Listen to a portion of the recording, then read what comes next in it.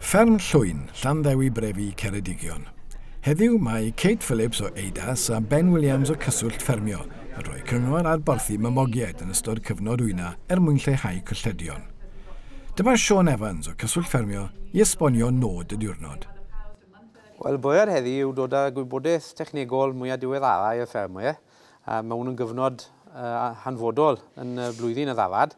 Felly mae'n bwysig bod ni'n gallu cael tips bach golewyr ffermio, bod ni'n gobeithio i pob un yn dod yma yn cael rhyw fydd, a bod nhw'n gallu mynd gytre a wneud nhw changes eistedd a ni'n siŵr bod nhw'n cael y mwyaf mas o ddafad lenni. Faint o bwysigrwydd sydd i ddiwrnod tebyg i hyn? Wel, i ni'n licio cael yr arbenigwyr gorau, a gyda Kate Phillips, mae'n un o'r arbenigwyr defyd sydd yn y UK. So, ni'n trio mynd rownd â bobl fel un trwy Gymru i gyd, i ni'n siŵr bod y gwybodaeth diweddara a gorau ar gael i ffermio Cymru o dan Cyswllt Ffermio. Well, I've been largely talking about feeding sheep, really, and trying to reduce lamb losses, and really looking at how elements of feeding have a big impact on how many lambs survive. And that can be things like underfeeding or overfeeding, both having a negative impact, and trying to get the feeding just right. In terms of maybe feeding adequately so that you produce enough colostrum, so lambs get lots of good antibodies from the colostrum, and then they are less likely to succumb to disease later in life. So that sort of thing. Therefore, it is vital that we body condition score our sheep before lambing. Absolutely, absolutely. One of the fundamental things to tell us whether we fed our ewes adequately, and the pens behind me. We really should be putting our hands on the back of ewes as often as we possibly can, because with a fully fleeced ewe, you really can't tell what condition she's in unless you actually get to the bottom of that fleece. So I know with my own ewes, very deep fleece, unless you put your hand on their back, you can't feel the bones, so you need to. And here on the farm here today, a lot of the ewes are shorn, so actually we can see the body condition easily, but it's still important to feel those bones.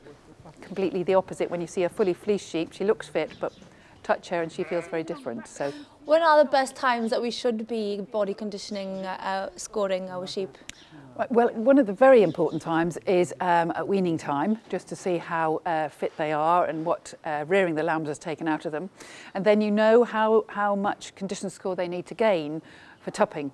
And we like to think this sort of ewe, these mule-type ewes, would need to be in condition score, say 3.5 at tupping time to maximise the number of lambs they conceive. So that's really important time. So, and we say it takes about 8 weeks on good grass to gain one body condition score. And one score is about 7 to 9 kilograms of body fat. So that helps you to put it in perspective of what she needs to pile on to get into the right condition and how long it's going to take.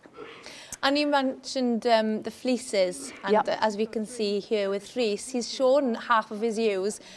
What do you think about that? Does that help? Yeah, a lot of ewes, as we all know, like to be outside. Most ewes like to be outside. They're happier in a natural environment. And we bring them in largely to suit ourselves as farmers and shepherds. And that's really to help our management. And actually, when you bring them in, and if the weather, unlike today, if the weather is warm, ewes can be quite heat stressed in a shed because they haven't got the wind and the weather on them, and they actually just get quite uncomfortable. So actually shearing them reduces heat stress and actually helps them to eat more forage, and we probably need less concentrate, so you can have them having bigger lambs through actually feeding them less concentrate. So it's actually quite a good thing to shear them, and you can see body conditions so easily, so you can adjust rations accordingly. And there's other benefits of shearing. The lamb can get to the udder so much more easily, and it's not struggling to find the udder, and after lambing they have clean backsides out on the grass, so they don't get as mucky, and we're not worried about fly strike as much with shorn ewes. Tell us about the different scenarios, about different kinds of feeding for different kinds of sheep. Okay, well here today we're obviously on ad lib silage, and that is a fairly typical regime for a lot of sheep farmers in Wales. Luckily here we've got precision chopped grass silage, and that has a easier intake. It's obviously easier to eat than actually pulling silage out of a big bale. So that's a really efficient way of feeding them. Rhys has got an automatic sort of complete diet feeder. He can feed along the face here. But a lot of farmers, the majority of sheep farmers, I would suggest, are using big bales, and that's the most common way of feeding sheep, either big bales of hay or of silage. And tendency is with big bales, we tend to get slightly poorer quality on big bales because it's maybe one big cut of silage and the digestibility tends to be a little bit lower than it would from clamp. So we tend to need a little bit more concentrate supplementation with big bales.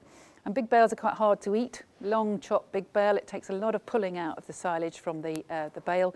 So the intakes on big bale silage are lower than they would be on clamp. And of course, quite a lot of people are still relying on hay because hay is a brilliant feed for sheep if it can be made well. But of course, last season was appalling and we really struggled to make any decent hay anywhere in the country, I think. This year, there are a few issues with silage being high risk in terms of listeriosis. So I'm a bit worried that that might be an issue. Lambing time, most farmers, the problem they get is prolapsed ewes.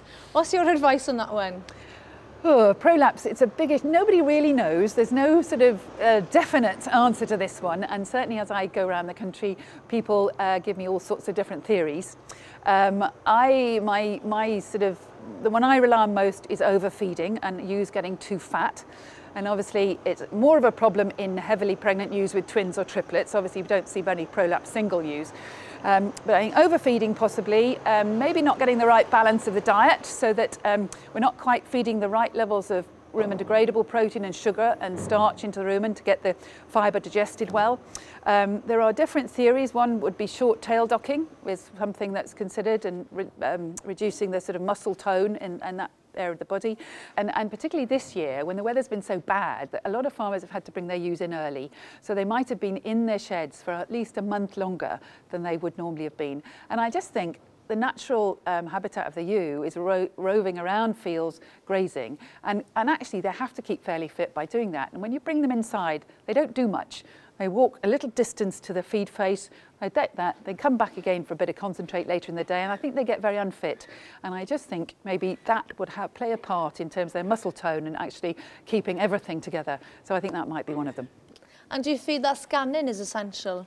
I do, absolutely, absolutely. And I'm always surprised when farmers don't do it because the requirements, the energy requirements of a single bearing ewe as opposed to a triplet are enormously different.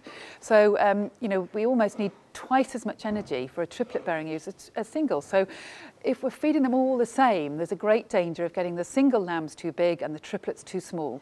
You might get it right for the twins, but there's some extremes. And there's money to be saved, and there's actually much more effective fostering if you've got, you know, when the singles are lambing, bring a triplet over quickly to foster on when it's actually, you know, the others being born. So yeah, I think it's a really good piece of information as well as a baseline for performance for the flock, because if we know how many lambs are expected, we can measure everything against that later in the year. So how many are reared, how many were scanned, where did they all go in between, how did they go, what did they die from, and let's sort that out and review it next year. Ond fel un sydd wedi cynnal digwyddiad heddi, ydych chi wedi dysgu rhywbeth? Do, interesting am beth o Kate yn gweud am soia really yn y ration extra. Falle ddech chi yn ei ffidio hwnnw wsos a ddwy'n gynt i wneud siŵr bod digon o lath really. Bod y sylwad i weld yn bles iawn newydd ddech chi agor y pit hynny ni awr, a yn bles iawn mae hwnnw'n dod, ond bod e'n isiel i weld yn crude protein. Falle werth, bod yn soia yn ddrud really, ond yn cael ei arian nôl yn pen draw de. A gweithio wyna mwy hwylus de. A chythau gan bod chi yn rhoi'r defyd i fewn ar gyfer wyna, chi hefyd yn cneifio? Do, ni'n cneifio o jyst o 3 mlynedd nawr. Cneifio defyd tewas allwn ni y miwls fwyaf i gyd ydym y defyd y mynydd, wrth gwrs. Ni'n gweld y hwylus ofnadw yn hawsach i wyna, lawer, achos chi'n gweld beth sy'n digwydd, chi'n gweld os eisiau cynyddu y ffid, really, achos cynsion ddafad yn lawr yn gynt, na actually goffod rhoi llaw y cefnau nhw. A chi gael mwy o defed mewn y pen, a mae defed mwy cysyrus i weld, dyn nhw'n chwythu, ddim yn daw chwythu heddi, mae'n mor o'r, ond ifan dwrnod bach mwy mael fel wsos ytha, maen nhw gyd eitha cysyrus mewn de. Beth yw'r peth pwysica wyt ti wedi ddysgu heddi? Wel, dwi'n meddwl edrych ar ôl y ddafad yn hwyr yn ei chyfnod mamolaeth i. Ni'n siŵr bod ni'n cael y bwydydd iawn, yr amser iawn, a hefyd maen nhw'n dangos pwysigrwydd o byd o gorfwydo'r ddafad. Mae hynny'n gallu bod yr un mor wael a peidio roi digon o fwyd iddyn nhw. Wyt ti wedi gweld defyd heddi sydd wedi cneifio cyn wyna? Ti'n credu falle bod hwnna'n rhywbeth i ystyried? Di, mae'n bosibilrwydd. Yr unig beth efo ni yw ddim cweith digon o led yn ei falle roi'r cwbl i fewn.